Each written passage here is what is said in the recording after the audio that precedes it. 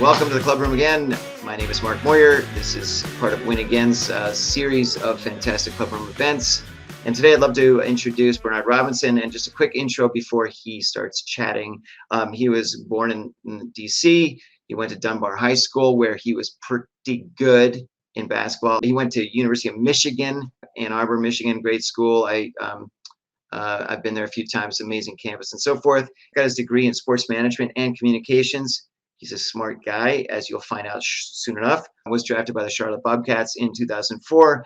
Got traded, played with the New Jersey Nets, but then he played in Brazil, which I want to ask him about because that's pretty cool. Just to quote him, he's on a mission to help sports, athletes, artisans, businesses, organizations, and individuals achieve their goals in the most efficient ways using proven leadership qualities and methods that he knows. And it's proven for damn sure. And back in 2018, he founded Exigency Sports and Entertainment, which is a strategic consulting crisis management company. I appreciate you having me on here, Mark, and I'm looking forward to talking to you guys. I'm going to start right in and say, look, obviously for the last several years, you've been involved in the corporate space and business, ever since you really left the sport. But I want to actually rewind the tape a little bit and just ask you a couple of basketball questions and then move on from there. But the first one I want to hear is, at what age were you at where you kind of realized, you know what, I'm pretty good at this sport? Realized I was pretty good at this sport. I would say probably around 12 years old. When I was playing, neighborhood basketball. Everybody wanted to pick me. That's kind of when you realize you're pretty. And I knew I was kind of different when I was playing with guys 10, 12 years older than me. Wow. At that time, I should probably focus on this. Was it like people were like, hey, let's get the 12-year-old? Or were they like, I can't believe he's only 12? It was definitely, hey, let's get the 12-year-old. I started playing basketball at 10. And so when I moved to a certain area in Southeast DC, they had a basketball court that was right up the street from me, so it allowed me the opportunity to go there all the time, rain, sleet, or snow. And so I kind of started getting familiar with the neighborhood basketball players, etc. There. And so obviously I got the test early on, and I passed it, and I began playing with people much older than me, like at 12 years old. That really is what kind of allowed me to have that quick growth and confidence that I needed to have. Oh, that's great. What made you pick Michigan? Fab Five. They were, my hero. When I was growing up, I looked up to them. Everybody loved them. So they actually started recruiting me in the 9th grade. By the 10th grade, I committed to them. I went on no other business. So I actually committed to the University of Michigan in my 10th grade year. That's amazing. Well, it's got to be exciting to kind of know in advance where you're heading, and it kind of makes a lot of things a little bit easier because most high school students have to wait till the very end to figure out where they're off to. So that's kind of neat. Tell me a little bit about how you found out. I mean, when you got drafted, by the Bobcats, what were you hanging by the phone and a phone call rang like you always see, or were you somewhere else? What was it like?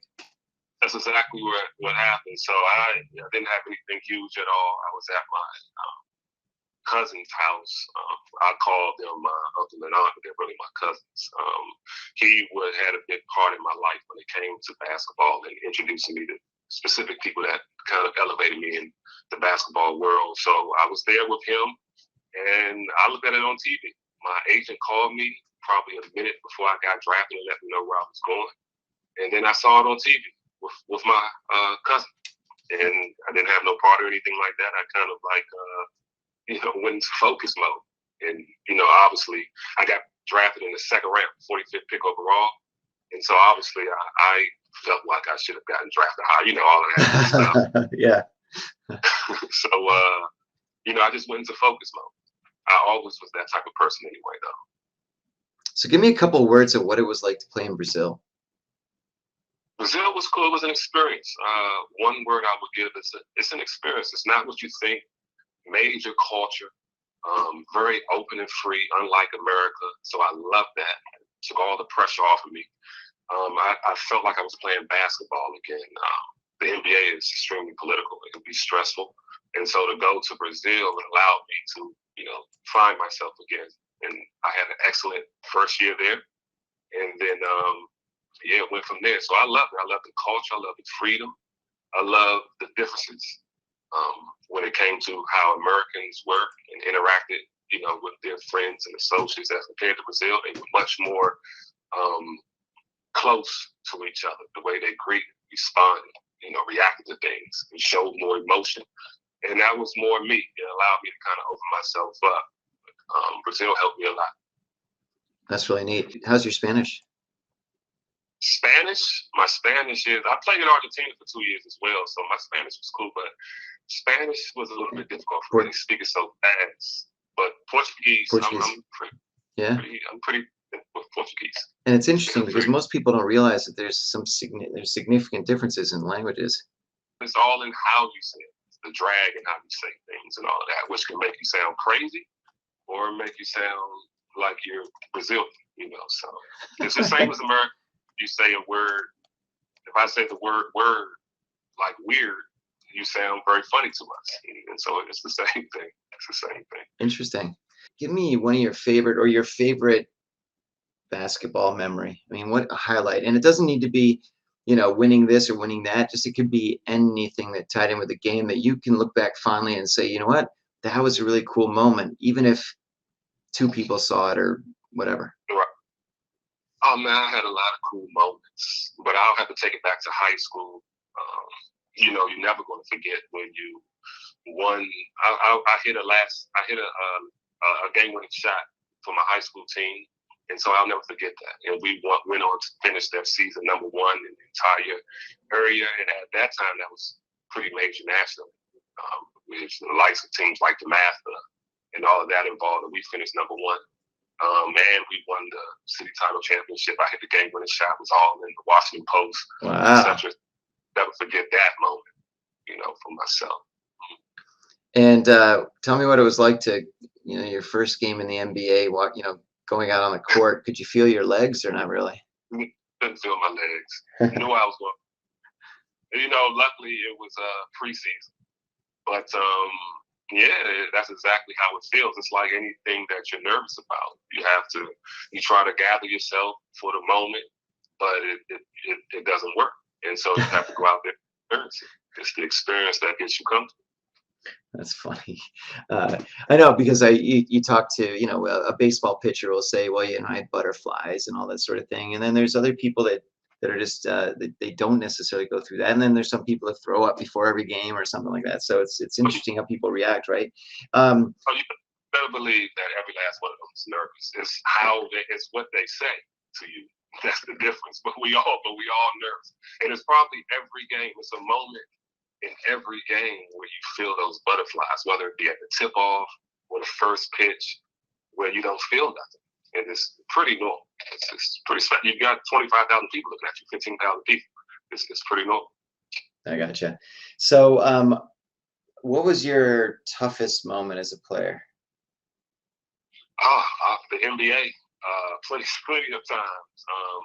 I went from a situation where I was playing a lot in Charlotte, and then I got traded to a championship caliber team with Jason Kidd, Vince Carter, Richard Jefferson, Cliff Robinson, and I didn't play. And if I did, it was 5-10 minutes.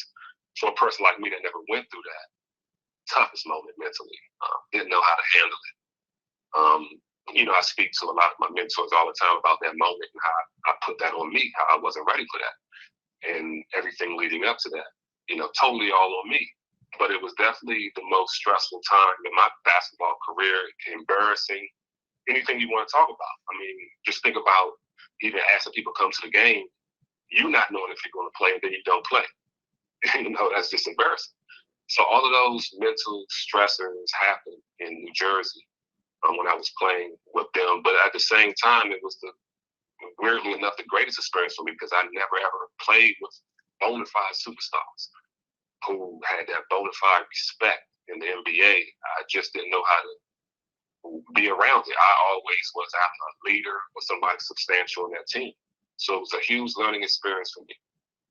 And you know what? I'm guessing you've drawn from that because we all know that in business, a lot of times we can be the big fish in a small pond, and then 2 minutes later, you're the small fish in the big pond, and you're not the the go-to person at a company. Now you go to a new company that's got C-level people that are geniuses and whatnot, and you're now, wait a minute, I'm not the brightest guy in the room anymore, and that sort of thing. So it's really interesting how there's so many comparisons between sports and business.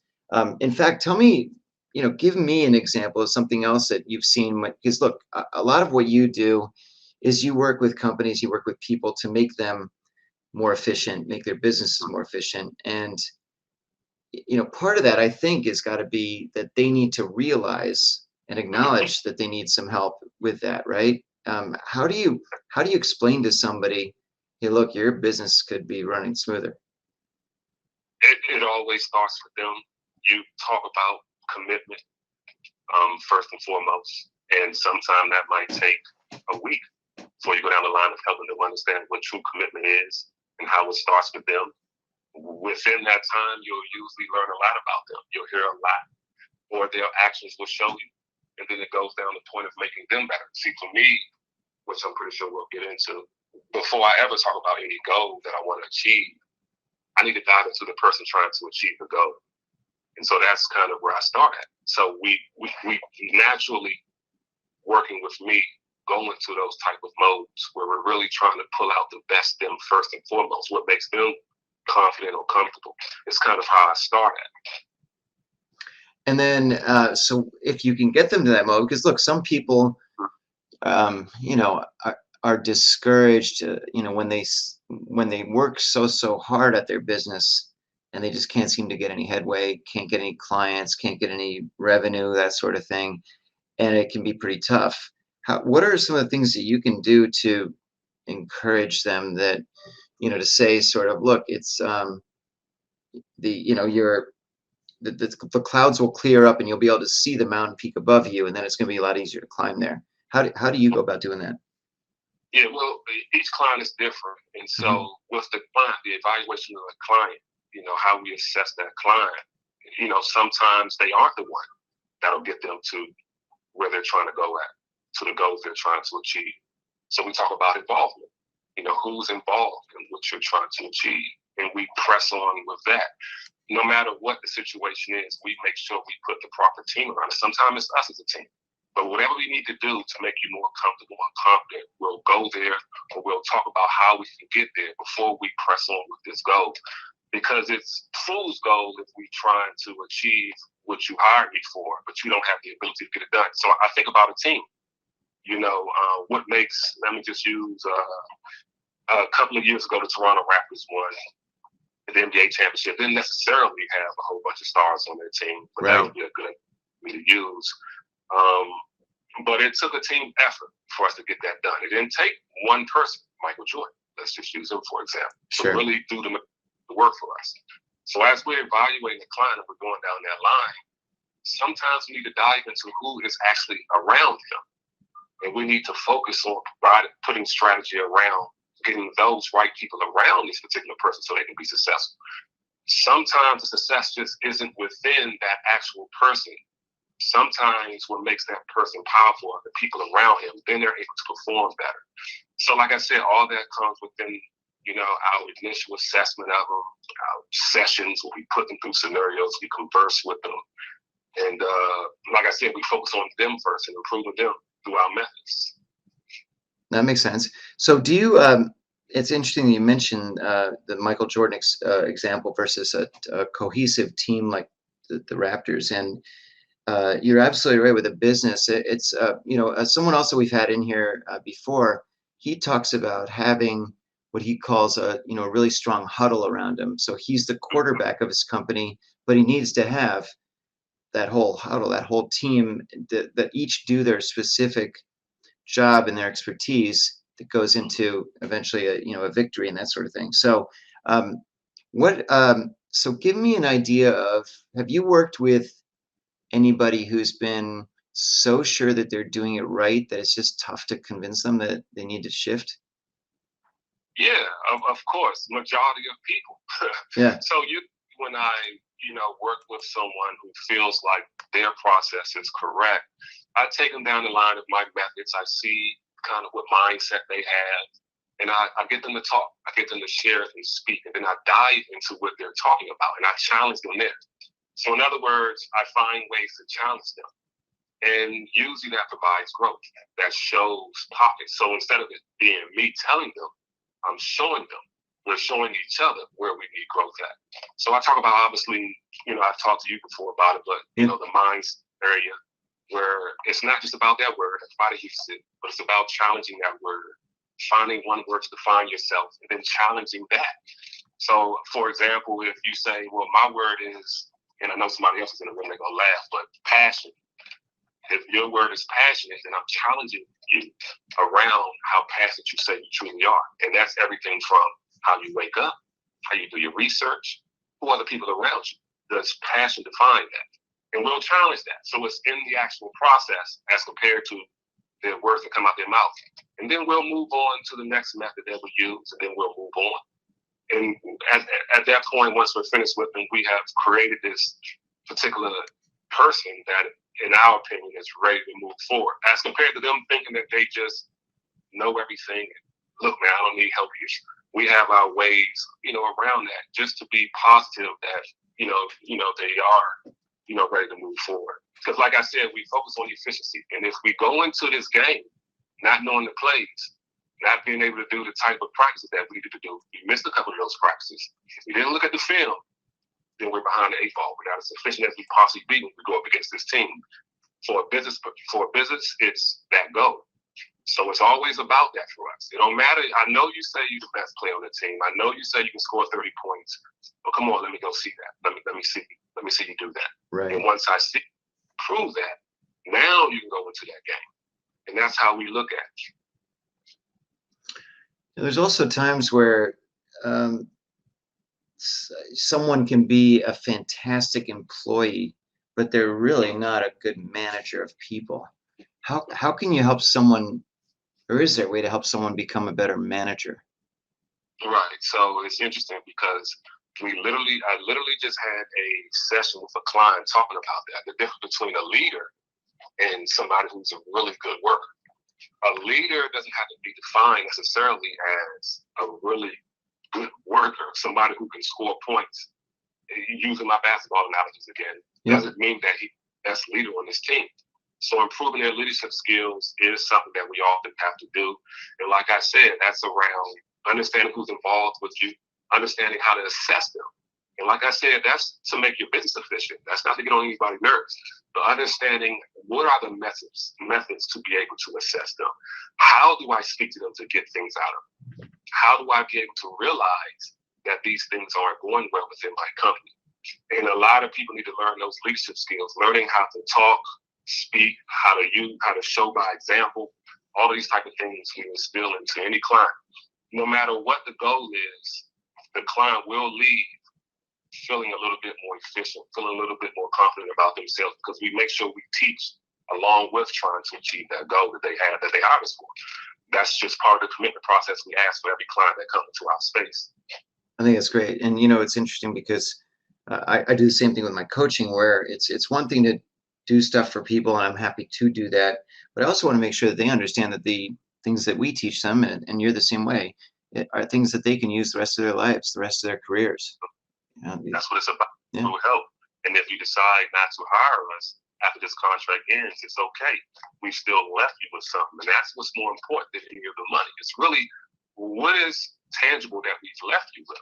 And for us, we've made you become more efficient. Even if you decided you didn't want your business to go down that line, or you didn't want us to stay on, we definitely know we've made you a little bit more efficient in how you view life or view business, et cetera, et cetera. It's just like what you said, Mark. Now, so give me an idea of what's one of the biggest challenges you've faced when doing this consulting work. I mean, what is one of the biggest problems that you see? Well, I think for some time I dealt in the crisis lane with crisis management, and when you deal with those guys in particular, a retired sports athlete who might be a little bit hesitant on sharing you the truth as to what's really going on, you start developing specific types of methods to be able to get it out of them. You go into this therapeutic mode. you speak to them in a particular type of way that allows them to talk more, et cetera, et cetera. Mm-hmm. And so for me, that is always our biggest challenge, getting our client to reveal to us the real issue, not the thing they want to change, but what is the issue that hinders that change. And so for us, it starts there. So that I would say that's number one. They're usually never going to reveal to you what's really going on. You have to pull that out of them in a particular type of way. All clients are different. You have to be ready to reinvent yourself to be able to, like I said, be more efficient in how you help this client. The efficiency part, the reason why I keep talking about it is because it helps both us and the client. I'm not going to be able to, I'm a little bit inefficient if I'm not able to truly know what's going on when it comes to helping this client. I'm not understanding why this client is upset with me or why he doesn't see value in what I'm offering. And usually it stems around just not truly understanding what their true wants and goals are. So that's always, for me, one of the big hurdles that we have to get around. That's good. So before we go much further, just something real quick.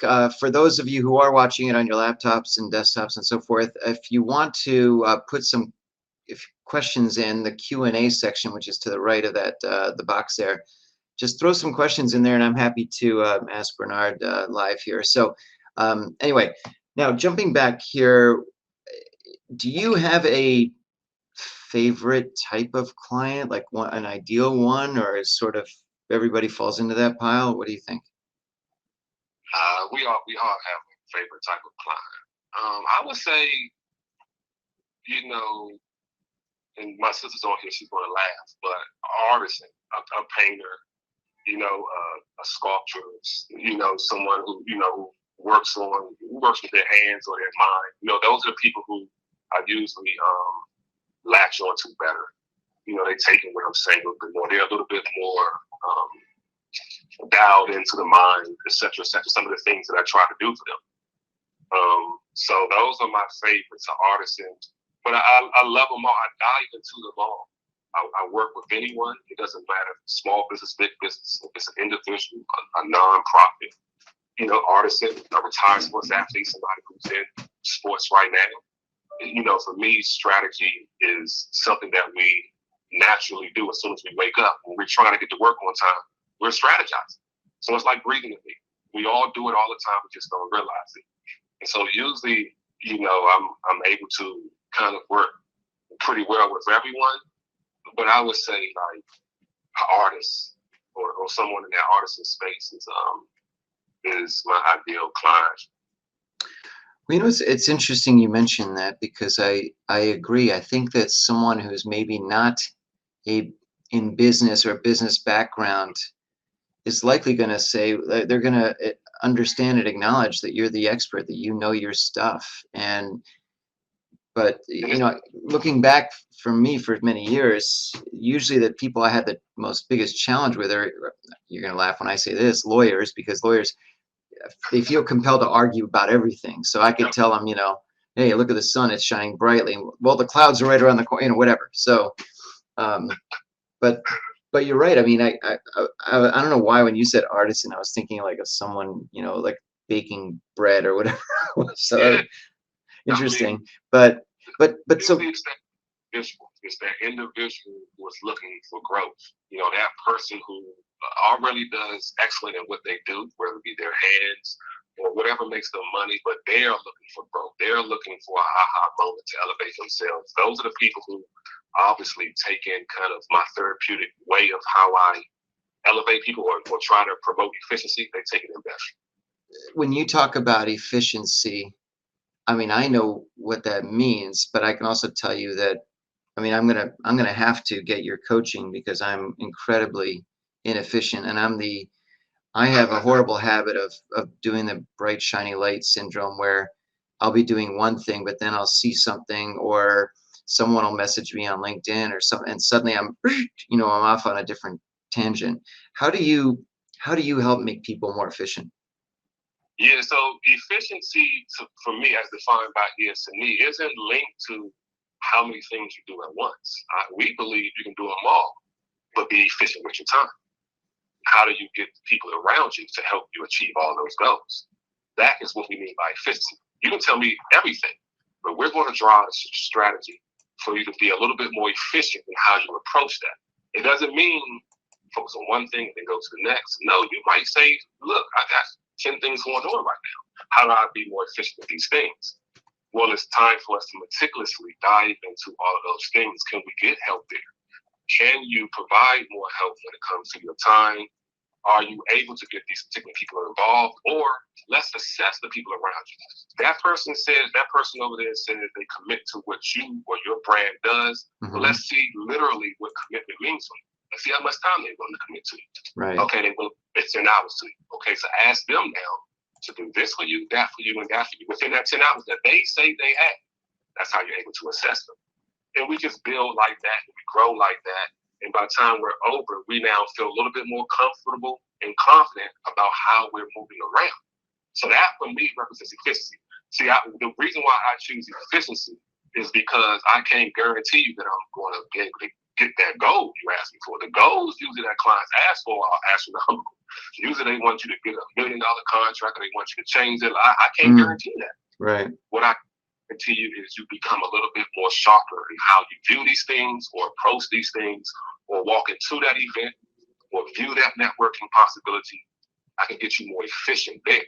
So that's our definition of what efficient means. So I got you, Mark. If you you can do all those things, but we'll figure out a way to get them all done, and you smile at the end of it. You know what? My biggest, I feel like I'm in therapy right now. My biggest, and I've never been in therapy, so maybe that's the problem. But my biggest challenge has been throughout the course of my life, and as in business, has been the confidence in delegating work. I've always been one of these people, creature of habit, where I say, I'm if I want things done, I do them myself. If I want them done right, and that sort of thing. And it's been tough for me to delegate and have the confidence in people to do it. But interestingly, when I do that, it gets done, and it gets done really well. So I've got to become better at that, because that's right there. That's the big time killer of efficiency when you don't delegate, right? Absolutely, and that's probably one of your powers, and you don't even realize it. Being able to delegate things could be a power of yours. So that's some of the things we help people realize. Being able to direct could represent comfort for you. So let's test that out, or let's use some examples of what is comfortable for you when it comes to directing, especially since you aren't comfortable, delegating things off to other individuals. What is your comfort level there? It has to be one if you're trying to achieve that goal. If you're not, we should probably change your goal, because you aren't going to be able to get to that mark. For me and everybody around me know the recipe to success is always help. Always. How do you use it? Let's figure it out. But it's always going to be help. It's never going to be just you. And you can do as much research as you want. It don't matter what singer, it don't matter what player, it don't matter what owner, what entrepreneur. They've all had help to get them where they were at. So let's dive into it. It don't matter what degree you had. You had a whole platform to get that degree. That's help. So that's what helps you get there. Those teachers. So look at yourself like that. It's not about you. Don't look in your mirror and feel ashamed or feel like you can't accomplish it. Start looking around and seeing the best way you can now motivate others, delegate responsibility. Sometimes that defines your championship, your success, So like I said, that's kind of what we do. Once we get that therapeutic flow into the actual person achieving the goal, now it's time to hit the goal. Now we all can hit the goal as a team, and we'll hit it pretty well. It's a difference between being a championship team and a pretty decent team, I love it. I love it. So we have a question from Dr. Stacy Feiner. Yeah, no, you're in trouble now. I'm kidding. And she says, Bernard, when business people think strategy, they often think project plans and initiatives with deliverables and metrics. How do you do strategy? She says, I would imagine you have a different approach. Absolutely. Strategy for us is defined by your walks of life, everything. Strategize everything. I actually have a short read. I have every last client and every strategic partner read. It's called Strategy Over Everything. And I talk about how life is strategy. And so look at it that way. And that will help you when it comes to all your life affairs. That includes business. That includes your personal life. All those things come hand in hand. So it's not, solely for the purposes of some specific things. Strategy is life. When you all said, unfortunately, I didn't have a good strategy today. I'm sorry, guys. I got on here a little bit late, so the strategy didn't work out. I should have did a little bit better. But to come onto this platform, all of you all prepared for that. You all strategized how to get here at a certain time for some specific reason that you all had in mind. That to me is strategy. So when I say I'm going to put a strategy together for you, it's not defined by the goal. Sometimes for us, the strategy is defined within how we need to help you within your life or your thoughts, your vision, your approach, how you need to pitch. Like all of those things are different strategies. Sometimes we've recognized or assessed that you have a terrible strategy when you walk into a networking event. You don't do nothing. You don't say nothing. You don't come in there with specific goals. If I was to come into this event in the club room, my strategy would be I want to get to know two people. And how am I going to get to know them? I'm going to get to know them at this moment right here, or when they say this, or I'm looking for this particular type of comment. It's funny that we were dealing with another client this weekend. We were talking about how to recognize things, and we gave them an example. If I mentioned the word purple to you, and throughout the entire day I said, look for purple, suddenly your mind shifts, and it starts recognizing purple everywhere. Without that shift, it'll see all colors. So how do we get your mind to shift into a specific focus? You got to challenge yourself. You got to put that on yourself. You got to strategize within yourself. That's how you get there. And you got to be able to assess yourself. That's how you have growth. You don't know you need the growth if you think you're the best thing since sliced bread. But if you assess yourself, you'll see where you're at. You'll see what you need work on. I love it. That's great. And now I'm going to be seeing purple all night. Thanks. Damn it. No, that's great though. Coraline has a question. She is saying culture and context are always evolving. So how do we serve others and run our businesses also will need to evolve over time? What are some things you can do to avoid doing things the way we've always done it? Like in other words, how can we evolve over time? Well, what's your mindset? It's the first question I would ask. What are you defined as? What is your mindset going into these things? That's how you start viewing things different. Like I said, people who are extremely religious, when a situation occurs, when fear happens, when they need confidence, faith, etc., what is their mindset? Prayer. That's their go-to. They've set that for themselves.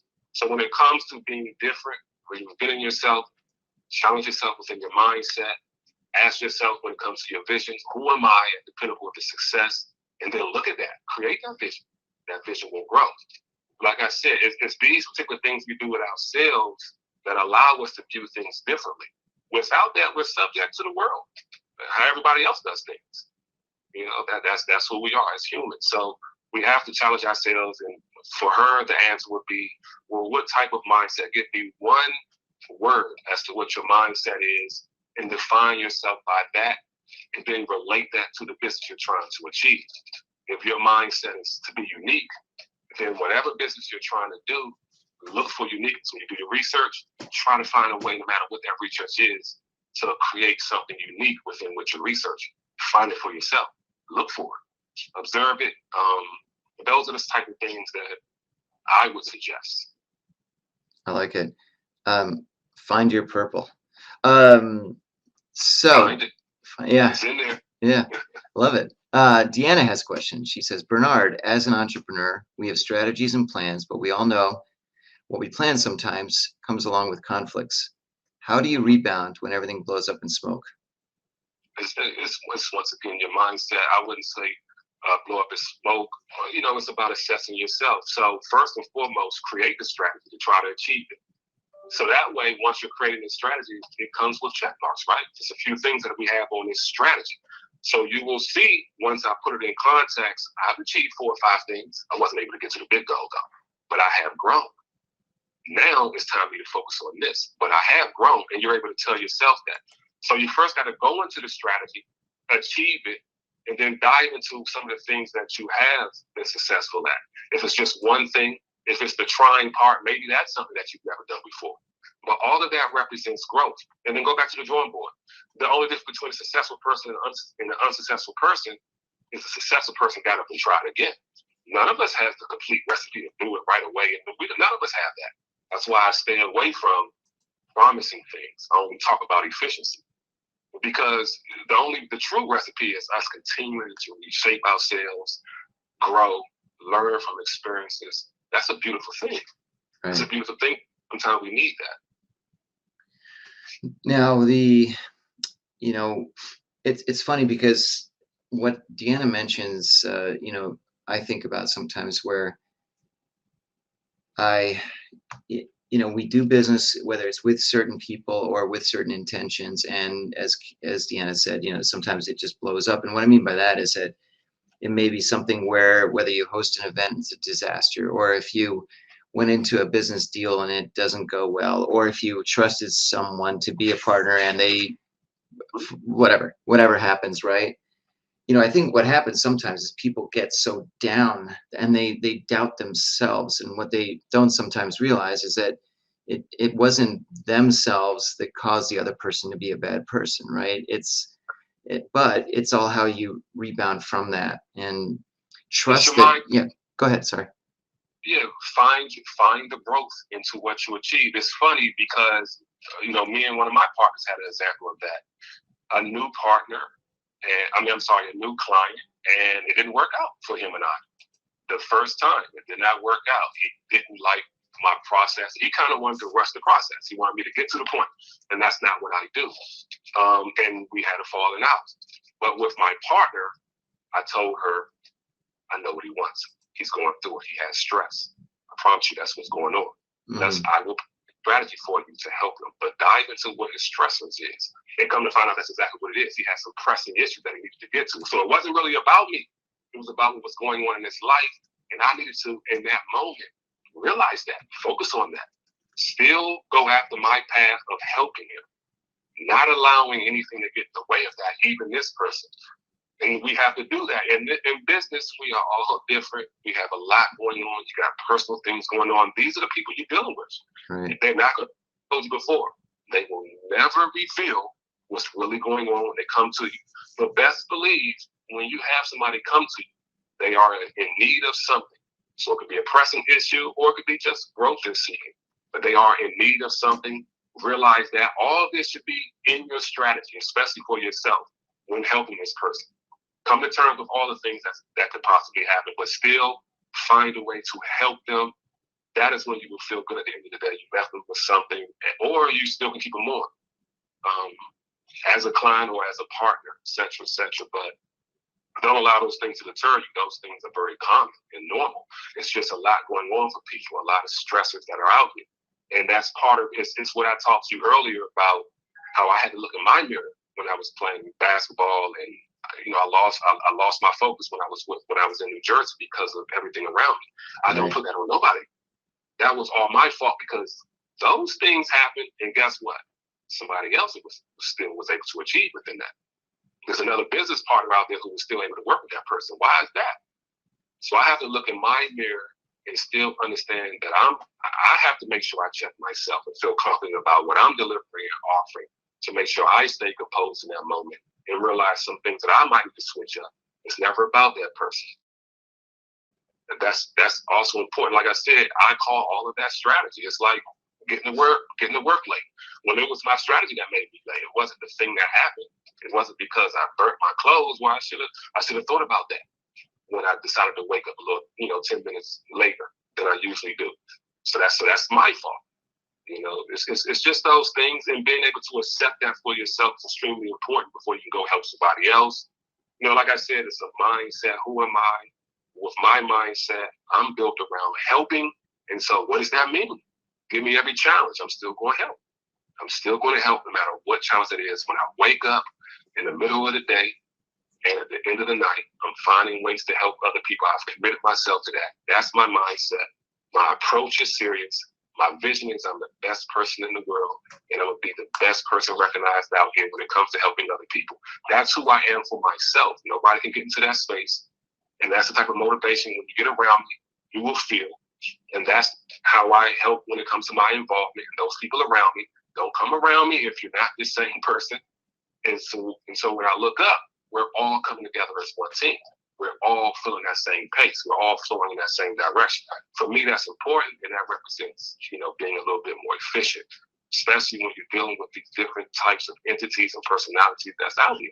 Right, right. We have two more fantastic questions. I'll start with Valerie's. She says, Bernard, you make it a key point to assess each of your clients, both individuals and businesses.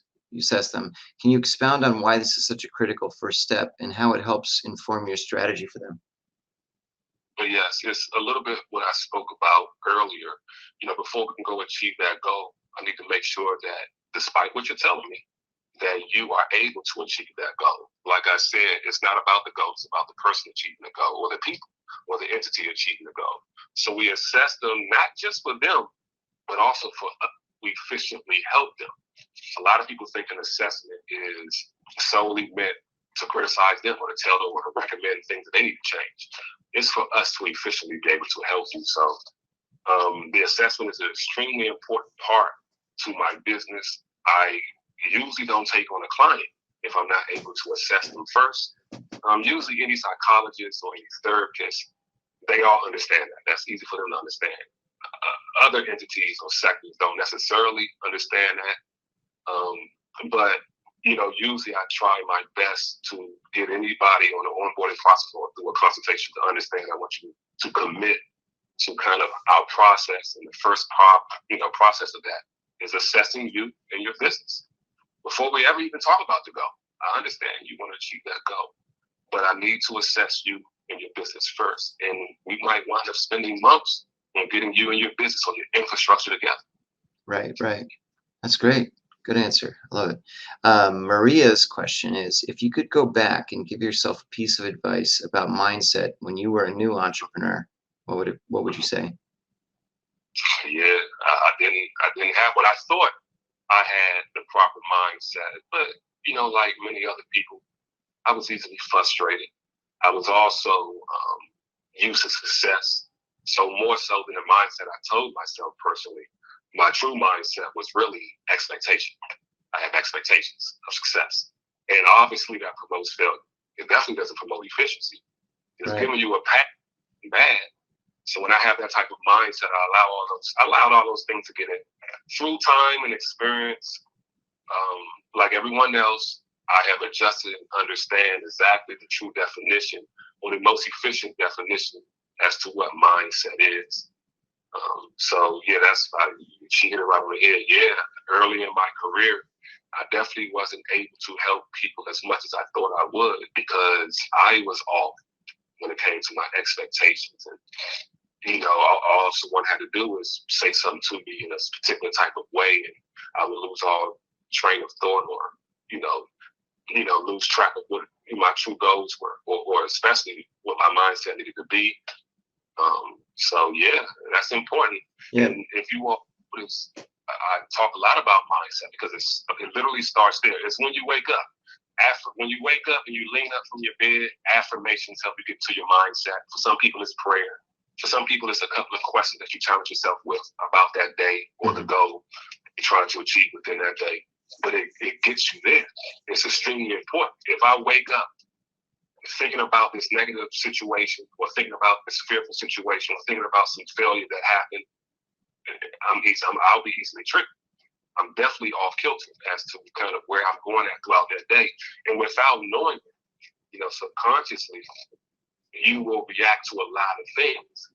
You will find that you're getting a lot more tired. You will complain about that. You will focus on that. And that's because your mindset isn't sharpened to kind of your goals or who you want to be, And so I always talk about mindset. That's interesting. And it's funny, when people ask that question, I've heard that before as well, about, what would you teach your younger self and that sort of thing. I sometimes I hesitate because I feel that it's almost like, going back in time and you change things, but we don't know if it's for the better or not. So I don't know if I would tell I'm almost, all the lessons I learned along the way and the bumps and bruises and all that sort of thing, maybe they all happened for a reason to make sure that I was exactly where I am today, versus changing anything. I don't know. That's excellent. Yeah. So look, let's one last thing before we jump back. Give me I like to ask this on some of my guests. Give me three people you would love to have dinner with, alive or dead. Yeah, I Well, remember you. preferably you're alive for that. Oh, alive. Yeah. Right now, it's a very interesting question, man. That's something that I haven't thought about. I automatically think about sports, but there are so many other people that I want to that I think of. But I have to go with Barack Obama to tell you the truth. For me, outside of him being the president, I think he represents therapy. I think he represents how to be assertive and calm at the same time. Some things that I think I can grow from. So having a dinner with him, seeing how he represents himself, handles himself. If he didn't say a word to me, I think I would grow. So that is one of the first people that come to mind. And usually those are the type of people I want to be around. So whether it's a sports athlete or somebody in politics or business, those are the type of people that I kind of want to be around. How do they handle themselves in specific types of situations? Whether it be 50,000 or 1 million people looking at them and they're still so upbeat or relaxed. I would love to grow from that. Or somebody says something negative to them and their response is so fluid and relaxed. I want to see that. So those type of people. But Barack Obama, I would say. And two other people I couldn't name. Barack Obama, Mark Zuckerberg. I would love to dive into his mind and for other reasons to see kind of what is his thought process when it comes to some of the things he allowed or some of the things that some of his futures that he's thinking of. And I would finish it off, obviously, being a former athlete with one athlete. And, that would be LeBron James, somebody who had pressure on him since he was 15 years old and is able to handle it like that. For me, that represents somebody totally in line with their goals and the people around them, how he elevated them. It's extremely unique and powerful. And so having a dinner with him, having that type of conversation would be ideal for me as well. What woman would you like to talk to? Oh, man. Michelle Obama is someone I think of. People with character. Anyone with a particular type of character that I respect. Somebody who's able to hold themselves a particular type of way. If I'm thinking about even an actress, Paula Patton, many might not know who she is, but she is a mixed actress who won't take every role and don't care what it's about. But she totally focuses on kind of how she's represented in the entertainment world, and so that's somebody who I look up to. And I mean, a lot of females, but those are two that I could think of off the top of my head. I'll throw a couple at you real quick. I would be a couple of people. Jimi Hendrix to me, I think would be amazing. That would be insane. Jackie Robinson would be amazing. I think Napoleon, just as I don't know, just like some historical figures going back. Neil Armstrong, General Patton. I don't know. It's a tough question to answer. So you did a great job with that. So thanks so much. I truly appreciate your time today, Bernard. I know that the tech was a little slippery, but this was great. I appreciate you bringing me on here, and thank you guys for listening. And I'm looking forward to chatting with you. Cool, great. Thanks. Have a great evening. Thanks so much, Bernard. All right. Yep.